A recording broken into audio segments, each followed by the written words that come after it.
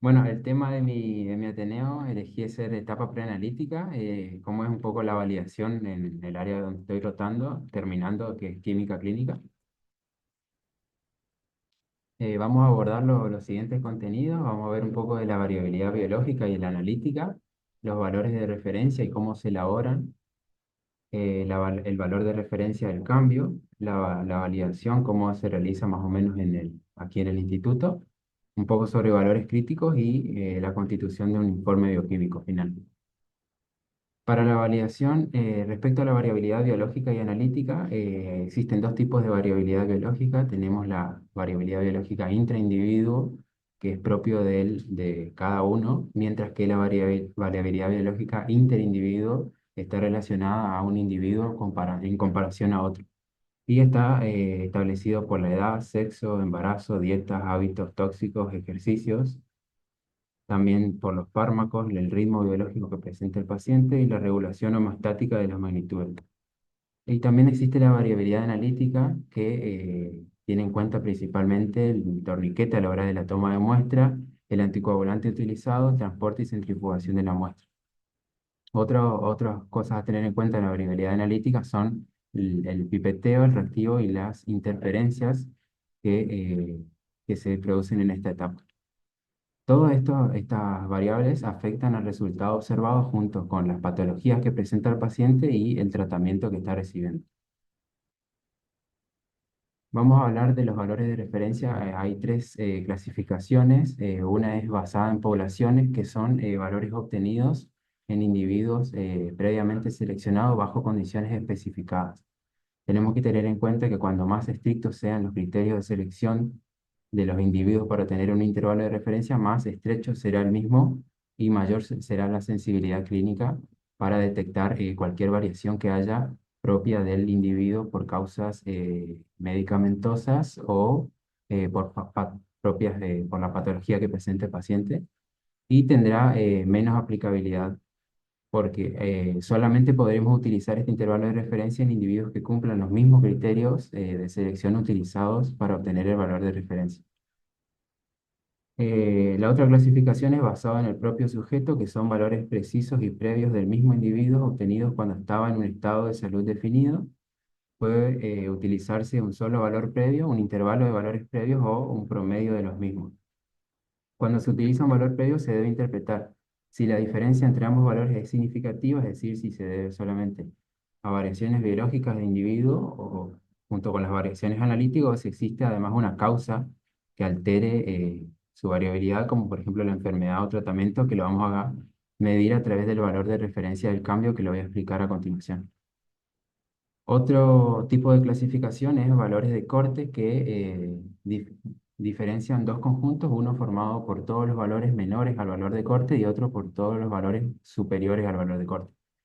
Uno de ellos contiene a los individuos sin patologías y el otro a los individuos con una patología que modifica esa variable analítica. Por ejemplo, tenemos la glucemia, pero en este caso solo los valores de corte no nos indican un diagnóstico confirmatorio, ya que necesitamos repetirlo al menos dos veces para confirmarlo, como por ejemplo en este caso, donde la glucemia en ayuno, al ser menor a 126, te descarta que el individuo tenga diabetes mellitus tipo 2, pero una glucemia en ayuno mayor o igual a 126 es necesario comprobarlo por duplicado para descartar otras causas de hiperglucemia, entonces se lo clasifica como probable diagnóstico de diabetes mellitus tipo 2. ¿Cómo se elaboran los valores de referencia? Primero se define la población en cuanto a la edad, sexo, la condición fisiológica y el ayuno requerido. Y esta es la parte más importante, ya que aquí es donde se establecen el rango que se debe tener en cuenta a la hora de generar el valor de referencia. Y como se explicaba anteriormente, si al ser un intervalo de referencia más corto, vamos a aumentar la sensibilidad, pero en ese caso vamos a reducir la población de estudio y vamos a lograr aumentar la sensibilidad para detectar variaciones que hayan en el paciente por causas patológicas o medicamentosas. En segundo punto es normatizar la preparación de los individuos de referencia y la obtención de espécimes en cuanto principalmente a la dieta, actividad física requerida, esto principalmente para reducir la variabilidad biológica intraindividuo Por otra parte, procesar los espécimes y obtener los valores observados, tener en cuenta los controles de calidad interno y externo, de manera de reducir, en este caso, la variabilidad analítica. El análisis del tipo de distribución de los valores observados, es decir, realizar un adecuado tratamiento estadístico de los valores observados, aplicar los criterios de partición en cuanto a edad, sexo. Por ejemplo, en el caso de la fosfatasa alcalina, sabemos que los valores de referencia varían mucho en un niño donde está creciendo en cuanto a una persona adulta, por ejemplo, y también el sexo en caso de determinaciones como la urea y creatinina, donde varían si es más un paciente masculino o femenino. Por otra parte, se debe determinar los límites de referencia, tener en cuenta los límites superiores e inferiores y determinar intervalos de confianza de cada límite de referencia. Y por último, una vez que están todos validados los datos, presentar los intervalos de referencia. ¿Qué utilidad tiene? Primero, bueno, la obtención de un resultado, permitir la validación analítica, interpretar el valor observado, comparar con un intervalo de referencia o un valor de corte previo establecido, la validación fisiopatológica y finalmente para incluirlo en el informe final bioquímico. El valor de referencia del cambio valora si la diferencia entre dos mediciones de un analito de un individuo se debe solo a variaciones biológicas y analíticas o además se debe a un proceso patológico o la medicación del paciente. También este valor de referencia del cambio se lo conoce como delta check, en algunos lugares se lo puede ver así. Se lo calcula como el ZP, que es un número que es 1,96, de manera de obtener un 95% de confianza por 2 elevado a la 1 medio, que sería lo mismo que la raíz cuadrada. Esto da un valor de 2,77 y a eso se le hace la raíz cuadrada del coeficiente de variación propio del analítico y la variabilidad biológica intraindividuo. Entonces, en este caso, como vemos, solo podemos minimizar la variabilidad analítica, ya que la variabilidad biológica intraindividuo es propia de cada individuo y eso no se puede modificar. Y el coeficiente, el valor de referencia al cambio deja de ser útil cuando la variabilidad biológica intraindividuo es mayor a 10%, ya que en este caso estaría indicando un valor de referencia al cambio elevado, por lo tanto no podríamos discernir si el valor obtenido para el analito se debe a variaciones por medicamentos o patológicas del paciente, sino más bien por variaciones intraindividuales. Por ejemplo, acá tenemos Juan, que concurre acá al instituto para un control anual de su colesterol. Vemos que en el 2021 tuvo un valor de 180 miligramos por decilitro, en el 2022 192, en el 2023 202 y en el 2024 217. Observamos que la diferencia en porcentaje es 7%, aquí es 5% y acá es 7%. Ahora, teniendo en cuenta la variabilidad biológica analítica y la variabilidad biológica intraindividuo, al reemplazarlo en la ecuación del valor de referencia del cambio, tenemos que nos da un valor de 18,6, donde este valor es menor a los valores obtenidos, indicando que esta variación se debe a cambios propios a variaciones analíticas o intraindividuo. Si este valor, si acá estos valores son mayores al BCR, indica que el paciente tiene además una causa fisiopatológica, como así también una causa por los medicamentos que esté tomando. Se debe evaluar además en este caso cómo observamos que si bien son valores normales y la variación que ocurre es principalmente por la variabilidad analítica e intraindividuo, se debe valorar la tendencia, ya que como observamos hay un aumento de un año a otro en los valores, por lo tanto se le debería recomendar a Juan que se cuide más, realice actividad física. Y se debe comparar siempre nuestro resultado con el promedio de los valores previos del paciente en el caso de que tengamos los datos disponibles. ¿Cómo se realiza aquí la validación? Tenemos un procedimiento en el intranet donde se titula Validación de resultados en el laboratorio. Está establecido por el departamento aquí del laboratorio y habla de 4 validaciones: una validación técnica dada principalmente por los controles de calidad interno y externo, están enumeradas en el orden cronológico que se deberían realizar; una validación fisiopatológica acorde a la clínica que presenta el paciente; una validación transversal, es decir, determinaciones relacionadas entre sí, y validación longitudinal, que es lo que mencioné anteriormente, o valor de referencia del cambio, o delta check también son sinónimos, que valora el cambio de un analito en relación al último control que presenta el paciente. Entonces, por ejemplo, si el delta check es negativo, se valida. Si el delta check es positivo, se debe primero consultar el diagnóstico, el historial de resultados. En los casos que sea necesario, llamar al sector, consultar acerca del estado del paciente. Se decide de acuerdo a la respuesta si se valida o se solicita la confirmación. Dependiendo del caso, se procede a repetir el estudio con la misma muestra o se solicita una nueva extracción. Para repetir con la misma muestra se indica en el sistema Infinity, como vemos, repetir el botón, digamos, quedando la acción registrada en el sistema. Y en el caso de solicitar una nueva extracción, se registra en el cuaderno de solicitudes de nueva muestra, se procede a la toma con nuevo número de peticiones en el sistema Infinity. Cuando el resultado validado se corresponde con un valor crítico, se comunica inmediatamente el mismo siguiendo los procedimientos de comunicación de valor crítico como veremos a continuación.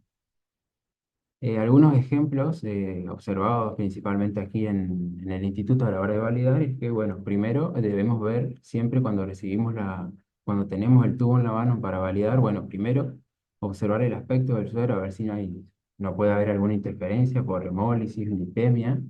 Observar también el nombre, apellido que figura en el Infinity, la edad, el sexo del paciente, el tipo de paciente, si es un paciente ambulatorio o internado. Y después vemos, de acuerdo a eso, que, por ejemplo, en pacientes que tengan una GOT elevada, ver el sector al que pertenece, troponinas previas. En el caso de pacientes en recuperación cardiovascular adulto, también en pediátrica, se observa un aumento de GOT y disminución de proteínas totales y albúmina, el aumento de GOT principalmente por el propio estado de la cirugía cardíaca y la disminución de las proteínas y albúminas por la disminución de la volemia en el paciente. Después, por ejemplo, pacientes con ferremia, transferrina alterada, se debe observar también, antes de repetir, observar el hematocristo, el valor del BCM y la hemoglobina, el hemograma. Pacientes con, por ejemplo, una elevada proteína C reactiva, se debe ver leucocitos, si hay leucocitosis en el hemograma, se debe ver la orina para observar si hay presencia de reacción inflamatoria y ver si no tiene pedido de factor reumatoideo, ya que la artritis reumatoidea es un proceso inflamatorio, lo cual también aumenta la proteína C reactiva. Después, por ejemplo, en pacientes oncológicos se observa una elevada glucemia, una elevada principalmente también la GPT por daño hepático, y como hay destrucción de células, hay aumento de ácido úrico porque están las células constituidas por las purinas que se desintegran y el lactato deshidrogenasa también se suelen ver aumentadas. Por otra parte, al haber un estado ¿cómo se dice? Hipofunción en la médula, se observan disminución en las plaquetas, principalmente cuando están en tratamiento por quimioterapia. En pacientes con diabetes, bueno, la hemoglobina glicosilada alta, se debe ver primero la glucemia basal antes de repetir y ver si existe también glucosuria en orina, ya que a mayor de 180 miligramos por decilitro en la glucemia basal se deberían observar glucosuria. Bueno, y tener en cuenta siempre si es un paciente adulto, niño o pediátrico, ya que los valores de referencia varían de acuerdo a la población. Y siempre ver el médico también derivante, por ahí tener en cuenta los pacientes renales, la serie, Maurich Aguirre, bueno, para los pacientes oncológicos, Céspedes, y en el caso de de los diabéticos, principalmente por Gestrow o Silveira. No me sé. Bueno, respecto a los valores críticos, en este caso son resultados hallados en las mediciones que indican una condición crítica del paciente, incluso riesgo de muerte. ¿Qué debemos hacer ante un valor crítico? Primero, verificar que haya ausencia de errores preanalíticos y verificar que haya ausencia de errores en las mediciones analíticas. Entonces, una vez que comprobamos eso, debemos realizar una inmediata comunicación con el médico solicitante en forma directa y sin intermediario. Acá hay un procedimiento para la comunicación de valores críticos que es del año 2014, que hoy justamente lo estuvimos hablando con Fernanda para implementar la actualización, donde tiene como objetivo establecer los mecanismos de comunicación responsables y que aseguren la llegada de la información relacionada a valores críticos del laboratorio a los agentes decisorios en relación al cuidado del paciente en los diferentes sectores del Instituto de Cardiología de Corrientes. El alcance a todos los sectores, piso, coronaria, terapia, pediatría. Y acá tenemos, por ejemplo, los valores críticos que se deben informar y registrar. Un hematocrito menor de 18 o mayor de 65, una hemoglobina menor a 6 o mayor a 21, plaquetas menores a 20.000 o mayores a 1.000.000, recuento de leucocitos menores de 2.000 o mayores a 50.000.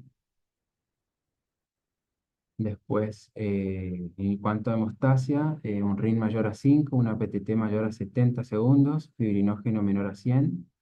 Y en cuanto a la química, valores de GOT y GPT mayores a 1.000, bilirrubina total mayor a 15, LDH mayor a 1.000, así todos los analitos que requieren ser informados. Por ejemplo, un potasio menor a 2,8 para ver si no hay una debilidad muscular, o en el caso que sea alto para ver si no hay arritmias, principalmente en pacientes internados, valores críticos de presión de dióxido de carbono, pH y nivel de oxígeno en los gases arteriales.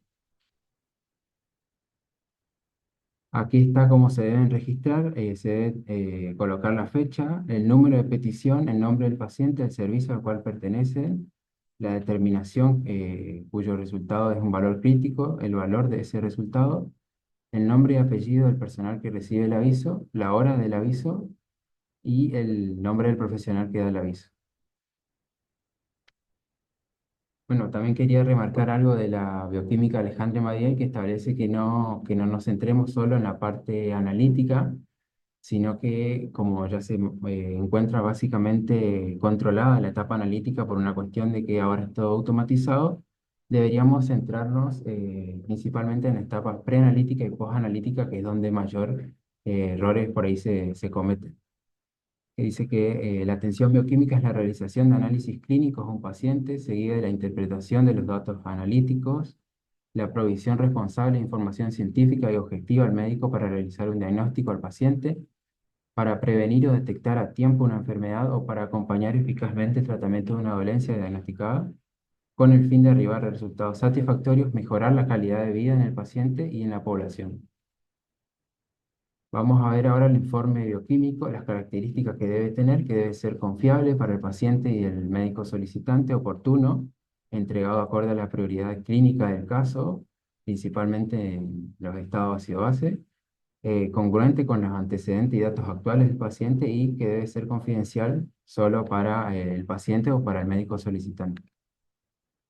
Acá tenemos cómo se valora, se hacen los informes aquí en el instituto, se observa el nombre del laboratorio con su dirección, teléfono, logo del laboratorio o de la institución, el nombre y apellido del paciente, la fecha de nacimiento, la edad, el médico derivante, el DNI del paciente, la fecha de la toma de muestra, el número de petición, la hora de extracción y el origen al cual pertenece, si es ambulatorio o internado, y indicar el servicio al cual corresponde. Por otra parte, tenemos la prueba, el resultado actual y los valores previos, las unidades y los valores de referencia establecidos. Se debe tener en cuenta también, bueno, acá no se informa, pero por ahí algunos laboratorios informan el método por el cual se realizó la determinación y finalmente la validación bioquímica final. Cierro con una frase del doctor Alberto Reyes que me gustó cuando hicimos la cursada, que decía que la interpretación del valor hallado requiere una correcta variación, teniendo en cuenta una cuidadosa correlación con el nivel de coherencia entre todos los antecedentes clínicos y de laboratorio, con todos los datos actuales para poder incorporar recién ahí el resultado del informe bioquímico. Muchas gracias.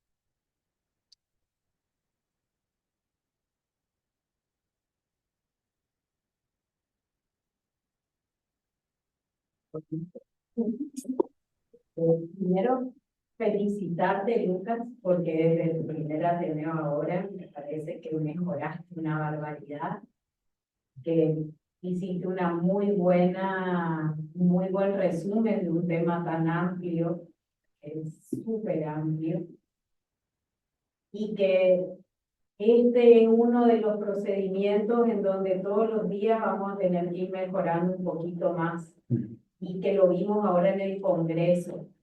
Por ejemplo, nosotros vimos esto que te comentaba hoy, de que están apuntando a hacer informes estandarizados Sí. entre todos los centros para que la inteligencia